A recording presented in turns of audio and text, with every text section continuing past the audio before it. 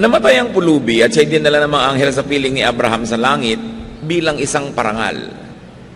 Namatay rin ang mayaman at inilibing. Sa gitna ng kanyang pagdurusa sa daigdig ng mga patay, natanaw ng mayaman si Lazaro sa piling ni Abraham.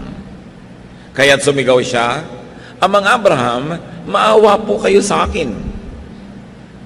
Utusan po ninyo si Lazaro na isawsaw sa tubig ang dulo ng kanyang daliri at basain ang aking dila dahil ako'y naghihirap sa apoy na ito."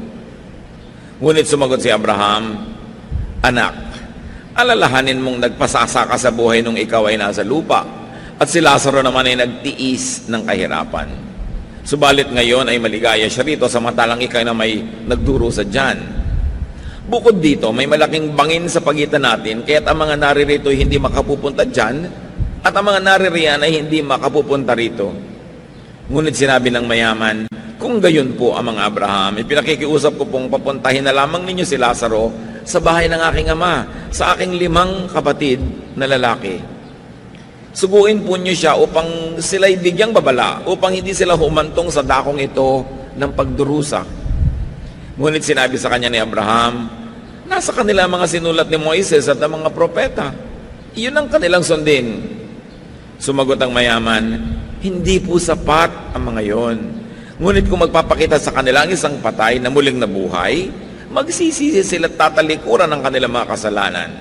Sinabi naman sa kanya ni Abraham, "Kung ayaw nilang sundin ang mga sinulat ni Moises at ang mga propeta, hindi rin nila paniniwalaan kahit ang isang patay na muling nabuhay."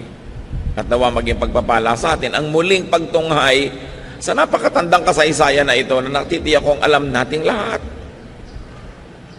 Luke 16:19-21, as we study this now, piece by piece. "There was once a rich man who wore expensive clothes and every day ate the best food.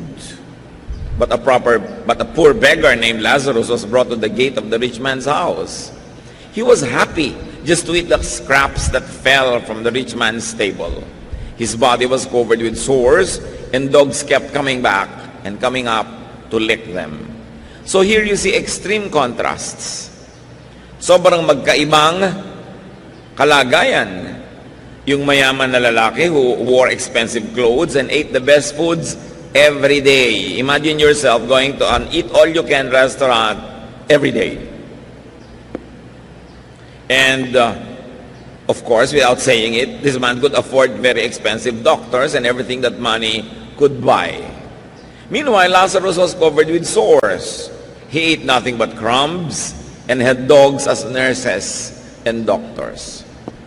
Ang tagapagpalinis niya ng kanyang mga sugat ay mga asong dinidilaan ng kanyang mga sugat na hindi niya siguro maitaboy. Maaaring siya ay paralitiko dahil kinakailangan siyang buhatin para ilagay doon sa pintuan ng mayaman at umasang matapunan man lang kahit ng mga sobrang mga pispis na nahuhulog sa hapagkainan ng mayaman na ito. He had to be brought there, and therefore he lived on charity. Two contrasts. At ito ay bagay na bagay sa konteksto ng panahon dahil nung panahon naman talaga ng Panginoong Hesus, walang middle class. Either ang yaman-yaman mo o ang hirap-hirap mo, dalawa lang ang uri ng tao. But we were told that Lazarus was happy. We are not told if the rich man was happy as well, but both men lived imbalanced lives. Parehong tagilid ang buhay nila, hindi balanse, kumbaga nasa timbangan. Luke 16:22, the poor man died, and angels took him to the place of honor next to Abraham.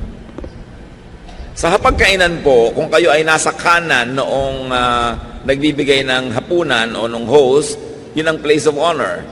Sa iba't ibang lipunan, iba't iba ang places of honor, but nevertheless, in any society, there's a place of honor on the dining table because the dining table is a social map. It tells you by how everyone is seated, how they are esteemed or considered in that society. And the Jewish people thought that heaven would be a banquet that God would give for them. That Abraham would be the host and the most important person there, and the guest of honor would sit next to him. Ito po ang pananalig ng mga Hudyo nung panahon na ito, na ang langit, ang kaharian ng langit, ang paglipat mula sa lupa patungo sa langit ay para bang isang malaking piyesta kung saan magkakaroon ng malaking handaan at si Abraham ang nakaupo doon sa pinakamahalagang upuan. Siya ang nasa kabesera ng mesa at pagkatapos yung pinararangalan uupo sa kanyang tabi. Yan ang paniniwala nila sa paglipat sa kabilang buhay. At ayon sa paniniwalang yon, ang historyang ito ay hinabi at kinuwento sa atin na itong namatay na si Lazarus ay doon pinaupo sa upuan ng karangalan.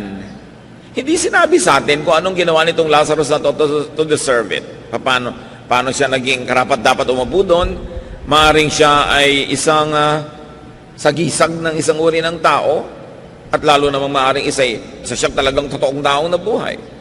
Perhaps Lazarus is a symbol of certain types of people that heaven is greatly pleased with. Perhaps. But what Lazarus did to deserve this honor is unknown to us. Now, if the story was literal, and that's the first thing to consider in any biblical story, that it is literal, it implies that the next life is about balancing. Laging ang kwentong ito ay ginagamit upang ituro ang impyerno, langit, ang pinupuntahan ng mabuti at masama. Pero hindi naman tayo sinabihan na masama yung mayaman at hindi naman tayo sinabihan na mabuti sa Lazarus. Walang sinabi tungkol sa kanilang morality.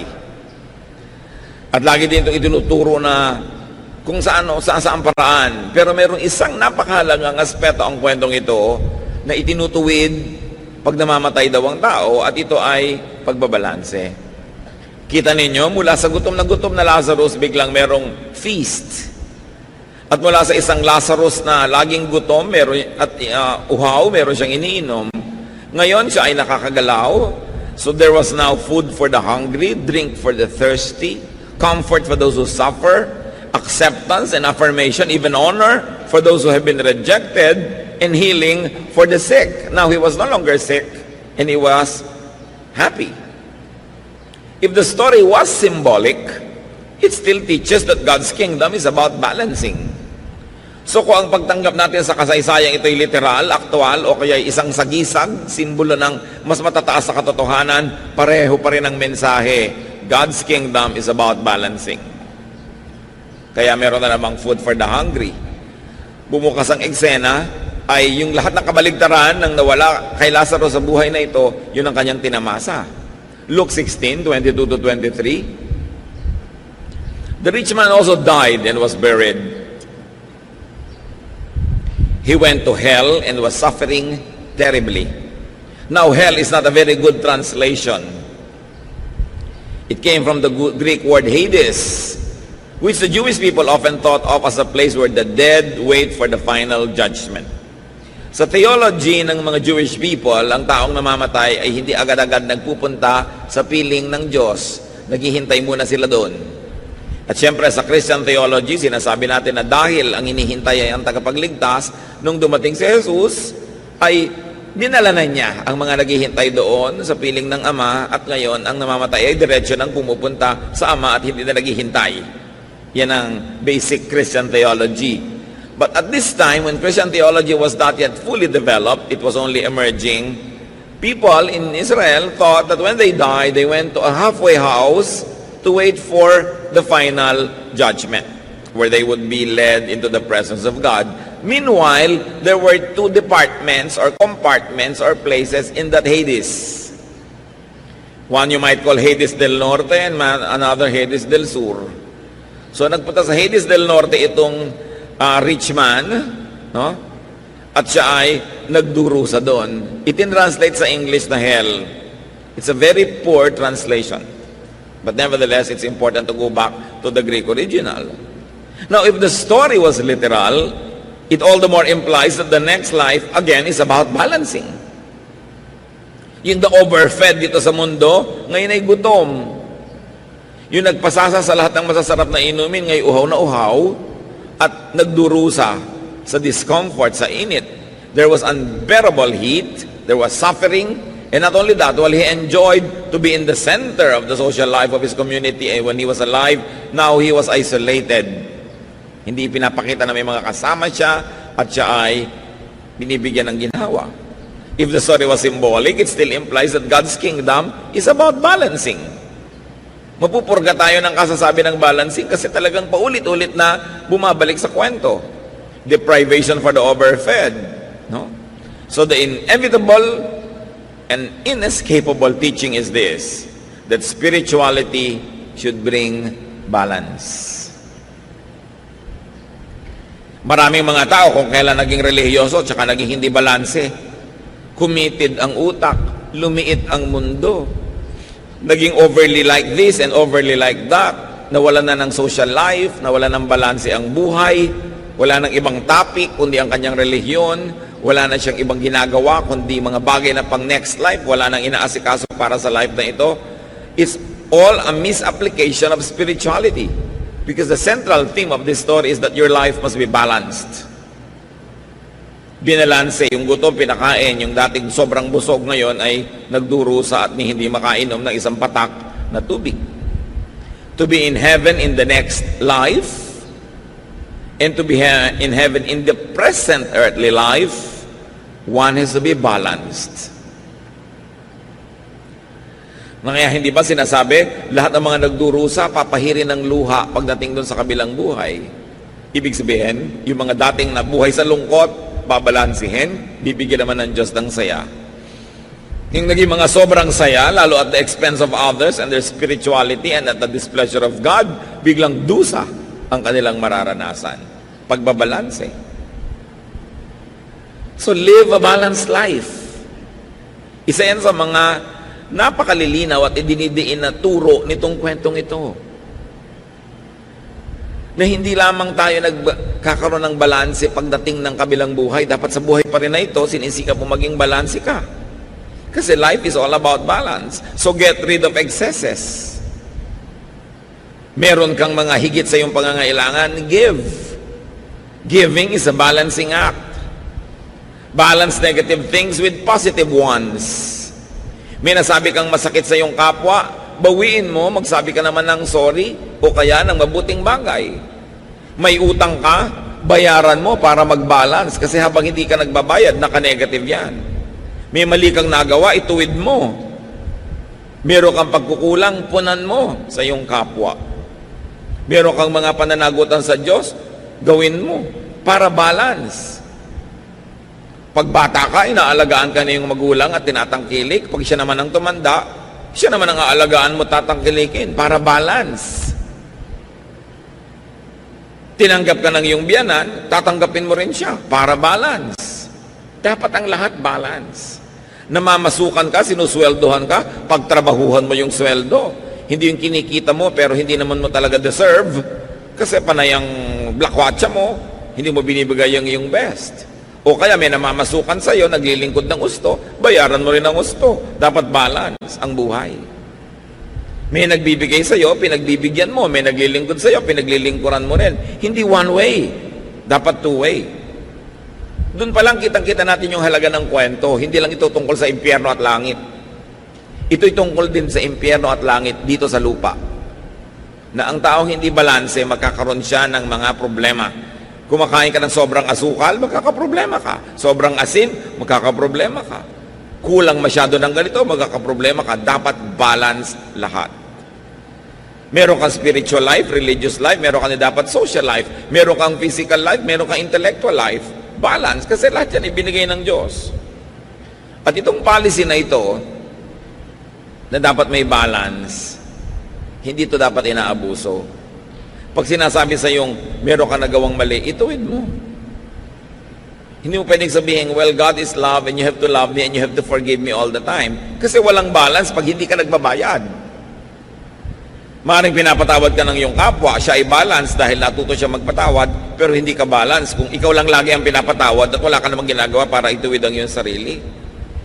Hindi ka rin balance kung ikaw na lang laging hihingi ng pangunawa. Ako'y dalagang ganito, unawain niyo ako. Dapat marunong ka rin mangunawa sa mga taong hindi nakakaunawa sa iyo para balanse ang buhay. It cannot be one way. Luke 16:23 to 24. When he looked up and saw Abraham far off and Lazarus at his side, he said to Abraham, "Have pity on me Send Lazarus to dip his finger in water and touch my tongue. I'm suffering terribly in this fire. Nabaligtad. Nung makita niya si Abraham, sabi niya, maawa naman po kayo sa akin. Utusan niyo si Lazarus na isaw-saw man lang kahit dulo ng kanyang daliri sa tubig at dampian ni isang patakman lang na tubig ang aking dila. Dahil wow na ako sa init na ito. No? Now, here is a role reversal. Nabaligtad ang lahat. Alam niyo kung sino ang hindi makakaranas ng sobrang kabaligtaran? Yung balance. Kasi nasa gitna ka, so pag lumipat ka sa kabilang buhay, nasa gitna ka pa rin. Yung nasa kaliwa, ilalagay sa kanan. Yung nasa kanan, ilalagay sa kaliwa para mag-balance. Kaya dapat sikapin mo nasa balance ka para walang masyadong naiiba. That when you are balanced by God, balance ka na talaga, so hindi masyadong naiba. Nagkaroon ng role reversal, except that while Lazarus learned to be happy with and did not complain about and did not impose on others for his portion before, the rich man is unhappy, complaining, and demanding now. Kahit hirap noon si Lazarus, hindi naman siya nagrereklamo. Sabi pa nga, masaya siya eh. Natutunan niyang pasayahin ang sarili niya kahit na mahirap ang kanyang kalagayan. Pero ito namang si mayaman na spoiled, sa sandali pa lang doon, isang katerbang reklamo na ang kanyang idinadaing at marami na siyang gustong i-demand. Well, this man did not only deserve hell, he always invited and carried hell with him. Kasi ang taong reklamador, ang taong maraming kailangan sa buhay para sumaya, maraming props na kailangang nandyan, ang totoo, hindi ka sasaya. Pag ang dami-dami mong hinihingi sa mundo, hindi ka nasasaya kahit kailan, so hindi mo na kailangan dalhin sa impyerno sa kabilang buhay. Ngayon pa lang, impyerno na yung buhay mo. Pag lagi kang mareklamo at lagi kang maraming hinihingi, lalo't hindi naman maibibigay sa'yo ng daigdig ang hinihingi mo. Now, the rich man does what he has been used to do. He asks for service. Nakakabulag talaga kung minsan yung yumaman ka, magkaroon ka ng kabuhayan at kasikatan at kung ano-ano. Tingnan nyo to, nandun na siya sa kabilang buhay, humihingi pa ng service. Inutusan agad si Abraham. Father Abraham, utusan nyo nga si Lazarus na mag-igib ng tubig para naman ako guminhawa dito. So ang totoo, dalawa yung inutusan niya. From Father Abraham no less, and from Lazarus of all people, he wanted service. The rich man clearly represents some types of people. People who are spoiled, palautos, feeling entitled. Na lahat ng mga hirap nila sa buhay ay kailangang ibsan ng paglilingkod ng iba. Lahat ng kanilang inip ay dapat libangin ng iba. Lahat ng kanilang pangangailangan ay dapat ibigay ng iba. Kahit load sa kanilang telepono na wala pa silang trabaho, kailangan na nila ng maraming load. Kailangan may ibang magbayad ng load na yan. Biglang mag-aasawa ng wala sa lugar, kailangang iba ang magbayad ng handaan. Magkakaroon ng anak, kailangang iba ang bumili ng gatas kasi hindi naman nila magawa yung mga dapat nilang gawin. Spoiled people. People who harvest without planting. Ito, nakita nyo itong mayaman na to. Ang dami niyang reklamo at uutusan na naman niya ngayon sa Abraham at si Lazarus na sa wakas ay nananahimik at nag-e-enjoy, gusto na naman niyang bigyan ng utos. These types should pay attention if they don't wish to join this rich man soon. There is this rich man in all of us. And there is the potential of Lazarus in each one of us. Kaya itinuturo sa atin yung kwento. Maaaring tulad tayo nitong mayaman na ito, lagi na lamang na pinipilit ang kapwa na mahirapan at paglingkuran itong kanyang mga pangangailangan. Luke 16:25. Abraham answered, "My friend, remember that while you lived, you had everything good, and Lazarus had everything bad. Now he is happy, and you are in pain." Obvious ba mga kapatid, balancing is accomplished in Hades. Sabi niya, sasandali ka palang naghihirap ha. Gusto mo na agad paglingkuran ka namin. Nakalimutan mo na ba na sarap-sarap ng buhay mo noon? Hindi ka nakaisip tumulong sa kapwa. Hindi ka man lamang naging mabuti. Tapos ngayon, itong nahirapan si Lazarus, gusto mo utusan na agad. Pasensya ka. Yan ang hinahanap na pagbabalanse ng buhay mo dahil diyan ka lumabis. This is not even about doing bad or doing good. It's just about being imbalanced. It's just about imbalances, having too much of having too little of life's supplies. Sa lahat ng laging gipit, gutom, uhaw, kapos, alam ng Diyos ang inyong kalagayan. At yan ang pangako ng kwentong ito, mababalanse yan. Mainam na mabalanse, dito pa lang sa buhay na ito. Pero kung kayo mapagkaitan ng kapalaran sa buhay na ito, dahil sa napaka-oppressive system ng buong planeta, alam ng Diyos kung paano kayo bibigyan ng ginhawa sa kabilang buhay. Alam ng Diyos kung paano kayo bibigyan ng gantimpala sa pagtitiis. Lalo na sa pananatiling mabuti sa kabila ng mga hirap na ating dinaranas. Ito ang central theme ng kwento. Ang pinag-uusapan pa lang dito mga kapatid, imbalance. Paano pa kapag inaisapan yung being bad or good? Pag pinag-usapan pa natin yung the bad is punished and the good is rewarded, lagong lumilinaw ang dapat natin gawin sa ating buhay. That we should be good. So that we don't need grave balancing. Kasi balance na tayo. Kasi good na. Na dapat na nating ituwid ang ating sarili kaysa pilipitin at ituwid pa tayo pilit ng langit. That we should volunteer to balance ourselves. Pag ang dami-dami niyong blessing, magkusa na kayong mamigay. Pag meron kayong lakas na extra, kusa na kayong maglingkod sa mga mahihina. Pag kayo'y matalino, kusa na kayong magturo doon sa mga kulang sa kaliwanagan. Pagka marami kayong mga biyaya sa buhay, mamahagi sa mga kinakapos. Kung binibigyan kayo ng Diyos ng pagtitiis at pagtsatsaga, humanap kayo ng krus na inyong papasanin at pasanin nyo yon. Kung minsan, yan ay yung mga paglilingkod sa kapwa, yan ay pagmamalasakit, outright giving. This story is a warning to the overfed, to the overabundant and overindulgent, people who never share blessings. Na kung kayo ay merong mga kumpanya, matuto naman kayo mag-profit sharing. Okay, legally speaking, tama naman ang ginagawa nyo, nagpapasweldo kayo. Hindi na kayo pwedeng idemanda sa Department of Labor. Nagbibigay kayo ng mga hinihingi ng legal systems of our country, pero kayo naman ang nakakaalam kung lumalangoy kayo sa mga tubo. Napakahirap ba naman na mag-share ng profit doon sa mga katuwang nyo sa trabaho ng mga manggagawa? Huwag nyo nang antayin na langit pa ang magbalanse. Kailangan mag-volunteer na tayo. Hindi ba? Kung minsan, nakakahalata kang, ay, sobra na yata akong tamad. Walang kilos-kilos ang aking katawan. Magbo-volunteer ka na yung mag-exercise para hindi mo naantay yung magkasakit at mapuwersa kang mag-exercise. Pag alam mo na hindi balance ang kinakain mo, ikaw na yung mag-balance kaysa mag-antay ka pa ng stroke, mag-antay ka pa ng sakit at pagkatapos talagang binalance ka dahil nakaswero lang yung pagkain mo.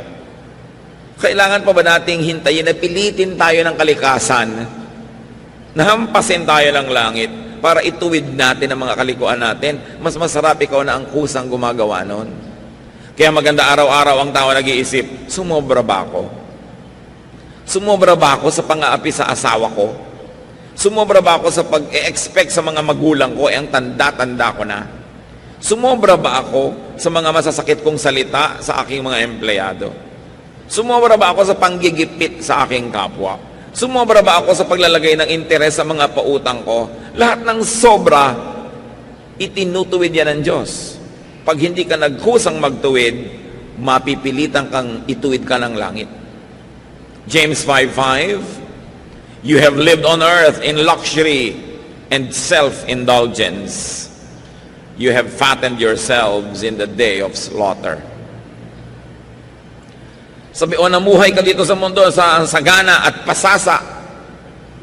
Pinatataba mo lang ang sarili mo na parang kakataying baka. Pinapataba mo lang ang sarili mo para sa matadero. Yun ang sinabi ng James 5:5. So ikaw na ang magtanggal-tanggal ng mga sobra. Hindi ko mo pinagtsatsagaan ka ng iyong asawa, aabusuhin mo na siya. Hindi ko mo ikaw lagi ang nasusunod, hindi mo na itutuwid yun. Kailangan magkusa ka. Meanwhile, Hades is comfort for the always hungry, the always needy, and the always poor. Buti na lang may ganong pagbabalance na inaasahan nating mababalanse at maitutuwid yan sa buhay natin dito sa lupa. Pero hindi man natin sapitin yon at masaklap man ng maging dulo ng buhay na ito, may naghihintay na pagbabalanse na inilaan ng Diyos. And there was no morality attached to the story. It was simply a story of balancing. That God is God of balance and God will balance all imbalances.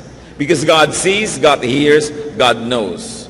So just stick closely to God and never give up on God. Never give up on your faith, even if you're suffering. Sa kabila at sudulo ng lahat ng pagdurusa ay ang ginhawa na inilalaan ng Panginoon. Mapagmahal siya. At ang ginhawang inilalaan niya, hindi laging may moral clause. Mahal lang tayo talaga ng Diyos. At kung tayo naman ngayon yung pwedeng magbigay ng ginhawa sa ating kapwa, ibigay na natin. Kasi there is also the Spirit of God in each one of us. If there's the Spirit of this rich man in each one of us, all the more that there's the Spirit of God in each one of us, kaya dapat din tayo na kumilos na parang kung Diyos ang kikilos, yun din ang kikilos natin. Maging maibigin tayo, tulungin, mapagkalinga sa kapwa. So, sabi nitong si rich man, patawirin niyo naman si Lazarus dito at padalan ako ng tubig. Hindi pwede. Nasobrahan ka na ng saya nun eh. Panahon na ngayon ng pagbabalanse para sa'yo. Saka may isa pang dahilan kung ba't hindi pwede yan. Luke 16:26. And besides, there is a deep ditch between us, and no one from either side can cross over. Sabi niya, alam mo, gustuhin man ni Lazarus na sundin ang utos mo, hindi rin pwede eh. May bangin sa pagitan natin, walang makatatawid. Hindi kami pwedeng magpunta dyan at hindi kami pwedeng magpunta dito. May bangin na hindi pwedeng tawirin. Parang familiar, ano? A metaphor of the great social divide on earth. May tarangkahan ng bahay niya, yun yung bangin. Hindi pwedeng tumawid si Lazarus, hanggang tarangkahan lang siya. Nasa loob naman si mayaman. Di ba, laging may mga ganyan division? Hanggang dyan ka lang, hindi ka pwede dito. Exclusive ito, sa amin lang ito. By membership lang ito. Gated community kami, may gwardiya dito, kailangan may sticker ka. Kung wala kang sticker, hindi ka makakapasok. Yung mga ganyan-ganyan, ano? There's always this divide, this bangin between the rich and the poor. So merong alabang girl at merong alamang girl, di ba? So alam mo, ay alabang girl ito may alamang. So may social divide. Merong educated and ignorant. Merong, yung mga relihiyoso, merong holy and sinner. Nauso yon sa mga Israelites noon. Holy kami, sinner kayo, hindi kayo pwedeng makisalamuha. Na tinawid ni Jesus, ha? Yung bangin na yon. Yung rich poor, tinawid niya. He ministered to everybody. The educated and the ignorant, tinawid niya. At siyempre, racially, merong white and black. Maputi kami, maiitim kayo. Diyan kayo mga ita. Diba? Dito kaming mga tisoy. Meron ganyan mga division. At yung division na yon na-enjoy ng rich man sa earth. Kasi hindi matawid ng mahihirap yung pagitan ng mahirap at mayaman. Laging nandun lang sila, etsepuera, tagalabas. Hindi nila yun natawid. Hindi nila napasok yung maginhawang daigdig ng gated villages ng mga mayayaman. At kung paano na-enjoy ni mayaman yung pagkakahati nun, ngayon gusto niyang baligtarin. The rich man wanted the chasm crossed to his advantage. Kung nung araw, hindi niya papatawirin at papasukin sa kanyang bakuran si Lazarus, ngayon na siya ang nagdurusa, gusto niyang papasukin para dalhan siya ng tubig. The same selfish advantage he didn't want crossed by others in his past life, now he wants crossed. Remember, Lazarus remained outside just at his gate. Isang major lesson yan, don't burn the bridge over which you too must pass. Pag sobra ka laging exclusive ang gusto mo, paano? Baka ibigay nga sa'yo, exclusive, wala makapunta sa'yo, hindi ka mapuntahan. If you want to receive, give. Cross that ditch. If you want to be forgiven, forgive. If you want to be understood, understand. Remember that you keep only what you give away. If you like to cross over to other people's paradise, be willing to let other people cross over to your comfortable place. Gusto mo ang mga tao'y makiramay sa'yo sa panahon ng iyong hirap, makiramay ka ngayong maginhawa ka sa panahon ng kanilang hirap. Share your abundance, share your happiness, share your good fortune. Kumain ka ng masarap sa isang restaurant, why don't you order a special food and give it to your waiter? Iuwi niya sa kanyang asawa, share. Napakahalaga to share. Luke 16:27 to 28. But the rich man said, Abraham, then please send Lazarus to my father's home. Let him warn my 5 brothers so they won't come to this horrible place. Sige po, kung hindi pwedeng tumawid si Lazarus patungo sa akin, pabalikin nyo na lang sa lupa. Papuntahin nyo sa bahay namin at bigyan ng babala ang mga kapatid ko para hindi sila kailangang mapunta rin dito. Ayokong mapunta sila dito. So again, another typical amo. He wants to assign Lazarus a task for the benefit of his family. Nananahimik na yung Lazarus sa wakas, guminhawa, may kinakain, may iniinom, natanggap na mahal. Aba, gusto pang pabalikin itong mayaman na to sa lupa, kung saan dehado naman dun si Lazarus. Kung kayo si Lazarus, makakabahan kayo, naku, baka payagan ni Abraham, nandito na nga ako, papabalikin pa ako. No? Ito namang mayaman na to, napaka-selfish, gusto niyang guminhawa yung mga kapatid niya, gusto niya magdusa na naman tong si Lazarus. The rich man wanted to pull Lazarus from his new comfort and make him return to earth, probably to his former suffering. Selfishness is constantly being revealed here. Na kahit mga love for other people, like kamag-anak niya, pero it still meant hatred for others that he wanted to use. Selfishness could have brought this man to his hell. Maaaring yun ang dahilan kung bakit siya nasadlak dito. Pero take note mga kapatid, marami ring poor na selfish. Hindi napunta dito sa pagdurusa yung mayaman dahil mayaman siya. Hindi sinabi yun, Yung ugali niya nagdala sa kanya doon. Hindi rin naman sinabing kaya napunta tong si Lazarus doon sa ginhawa ay dahil mahirap siya. Dahil maraming mahirap na ang mga ugali hindi pwedeng dalhin sa paraiso. The economic situation of these 2 men were not the relevant points. But we can surmise that it is about their character, about how they conducted themselves, how they lived their lives. So this is not just about class war or class struggle. It was a moral, social situation. So while the rich man wanted to love his family, here he wants someone else to do it for him. See how the same selfishness rears its ugly head every day. Sa buhay natin, maraming ganon. Rich parents abusing poor servants for the benefit of their spoiled children. Diba? Napabalitaan natin. Maid ni-rape ng anak ng asendero. Mahal kasi ni mommy ang anak niya. Magdusa na lang ang maid. Bigyan ng 10,000. Pauwiin sa probinsya.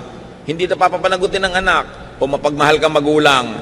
Pero naaapi mo yung ibang anak ng ibang magulang. Nalilimot mo na yung inaapi mo, may magulang ding nagdurugo ang puso dahil naapi yung anak niya. Kumisan sa ating pagmamahal sa ating pamilya, sa mga malalapit sa atin, ine-exploit na natin yung iba. Kitang-kita mo yan kumisan. Yung mga kawawang yaya na habol ng habol dun sa mga mala-impactong mga alaga nila. At kung ano-anong gagawing mga kamalditahan ng mga alaga nila, tapos ang sasabudin pa at papagalitan ng spoiler na mother, yung kawawang iyaya. Ang tingin niya sa anak niya ay anghel, hindi niya makita yung mga kaliskis, at mga sungay. Maraming ganon. Mahal na mahal yung anak, pero hindi marunong magmahal man lang dun sa yayang nag-aalaga sa anak. Tao rin yun, at anak din yun ng kung sinong nasa probinsya na nag-aalala din tungkol sa kanyang anak na namamasukan. Dapat nga kung marunong tayong magmahal ng anak natin, lalo kang natututong magmahal ng lahat ng tao dahil bumukas yung puso mo sa kahulugan ng pagmamahal. Pero yung bulag na pagmamahal, ang mahal mo lang yung anak mo kahit rapist. Kahit yung anak mo ay may binaril, my son is very good. Nakikita mo sa TV lagi mga bulag na magulang. May minasakir na yung mga anak nila. Gusto nila, suhulan na lang lahat yung tao at palusutin yung mga anak nila. pag-ibig sa konti, pero paggamit at paglabag, no, sa mga basic decency sa buhay. Kasi malakas bumulag yung pagmamahal sa kamag-anak. Pero huwag nating lilimutin na lahat ng tao ay kamag-anak natin dahil lahat tayo nilikha ng Diyos. May naka-assign lang sa'yo na naging biological children mo, biological relatives. Pero sa palagay nyo ba, may kinikilig? Answered, your brothers can read that Moses and the prophets wrote. They should pay attention to that.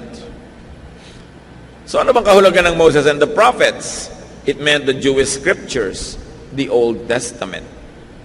So ang sinasabi dito ni Abraham, they have religious sources available to them. Bakit aabalahin mo pa itong si Lazarus na nananahimik dito? And what is the Old Testament's general teaching? Good works, personal righteousness. Yung dalawang yun, maging righteous ka, maging matuwid, at gumawa ka ng mabuti, lalong-lalo sa iyong kapwa. So ang ibig sabihin lang dito na Abraham, gusto mong huwag sila makarating dito, meron namang available na material. Nakaturo na lahat yan kung paano sila magiging matuwid at paano sila maglilingkod. Luke 16:30-31.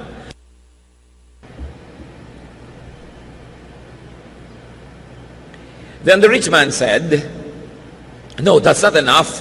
If only someone from the dead would go to them, they would listen and turn to God. So Abraham said, if they won't pay attention to Moses and the prophets, they won't listen even to someone who comes back from the dead. So the rich man says, religious teachings, affiliation, activity, and attendance are not enough. Kulang na lang, sabihin ng rich man, meron na rin po naman ako nung nabubuhay ako. Meron din akong Moses, meron din akong Old Testament, meron din akong religion. Ba't ako nandito? So ibig sabihin kulang. Hindi sapat yung religious teaching and affiliation and activity and attendance. Dahil meron ako niyan bilang isang Hudyo. Hindi pwedeng wala. Pero bakit ako nandito? So this man was saying, religion was never enough for me. At kung yun lang ang aasahan ko para sa mga kapatid ko, dito rin sila uuwi. Dito rin sila matatapon. Kailangan natin ng iba pa na drastic na pagpapaalala sa tao. James 2:17, faith that doesn't lead us to do good deeds is all alone and dead. Lahat naman ng tao may faith. Iba-iba lang nga ng degree. Kahit nga ang Diablo may faith eh. Pero sabi, the faith should lead us to good deeds. Otherwise, kung ang pananalig mo hindi nagbubunga ng paggawa ng mabuti, baliwala ang pananalig na yon. At maaaring ganun ang uri ng pananalig nitong mayamang namatay. Alam niya yung scriptures, alam niya ang tradisyon, alam niya ang batas, alam niya ang utos, pero nagbunga ba yun ng mabuti sa buhay niya? Nagkaroon ba siya ng paggawa ng mabuti? So balance your life now. Kung merong oras na dapat balansehin ang buhay, huwag ipaghintay. To the rich man who didn't care about his eternal life, sabi ng Luke 12:20, but God said to him, you fool, tonight you will die, then who will get what you have stored up?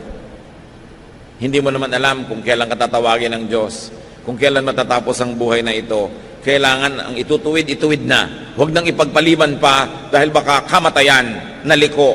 Therefore, sa kabilang buhay itutuwid. Dapat dito na ituwid. Baka kamatayan na imbalance. Sa kabilang buhay pa ngayon babalansehin. Dapat dito na habang may panahon. Balance the life of your loved ones also. Now. Mga magulang na nang i-spoil ng mga anak. Mga mahal sa buhay na nagbubulag-bulagan sa mga kamalian ng ating mga mahal sa buhay. Learn from Job. Job 1:1-5. Many years ago, a man named Job lived in the land of Uz. He was a truly good person who respected God and refused to do evil. Job had 7 sons and 3 daughters. Job's sons took turns having feasts in their homes, and they always invited their 3 sisters to join in the eating and drinking. After each feast, Job would send for his children and perform a ceremony as a way of asking God to forgive them of any wrongs that they have done. He would get up early in the next morning and offer a sacrifice for each of them just in case they had sinned or silently cursed God.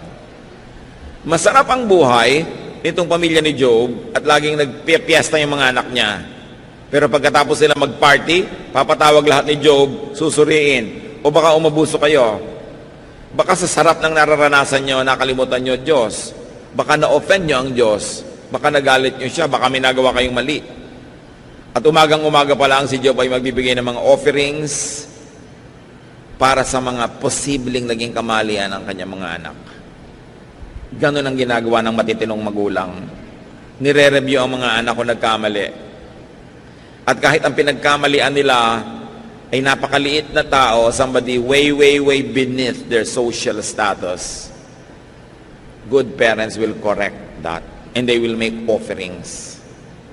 So kung ang offering na ito ay ginagawa ni Job sa Diyos, kung alam mo ang anak mo nagkasala sa kapwa-tao, edi dun sa kapwa-tao ka magbayad. Doon ka magbigay ng iyong offering. Kailangan hindi tayo mga konsentidor. Kailangan marunong tayo magtuwid ng mga kamalian ng ating mga mahal sa buhay. Kung hindi, aantayin pa ba natin na langit ang pumalo sa kanila at sa atin? Intercede for your children. Intercede for your loved ones now. Make offerings for your loved ones. Pray for them. Dahil baka may mga imbalances ang buhay nila. Tandaan natin, walang nakakalusot. Sabi nga, mene tekel parsin. The writing on the wall, tinimbang ka, ngunit kulang. At dumating ang hatol ng Diyos sa mga kulang, ang timbang. Dapat tayong lagi magsikap na itama. At huwag na natin patagalin. Every day, may nagawa tayong mali, ituwid. Meron tayong naging utang sa kapwa, bayaran. Meron tayong naging mga natanggap na mga paglilingkod, suklian. Laging dapat balanse ang buhay. Ama namin sa langit, turuan niyo po kaming suriin ang mga sarili namin, hanapan kami ng mga imbalances, at maituwid ang mga ito. Ituro mo sa amin, Panginoon, na tanggapin namin mga pagkakamali, ituwid ito kahit na inconvenient, kahit na minsan